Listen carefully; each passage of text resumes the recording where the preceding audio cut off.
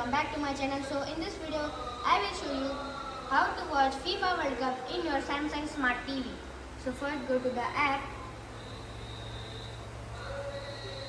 click on and here search the ZEE5 app and download and install the ZEE5 app and open it and click on login.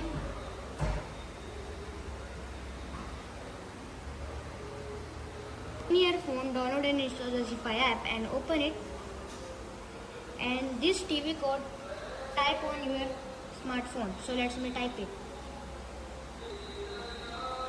and you can see TV is activated. So just tap on profile. So your home screen, you can see FIFA World Cup live matches is there.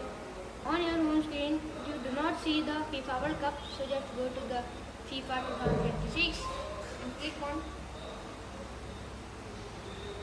And here you can watch live matches, review, highlights and other things of FIFA World Cup.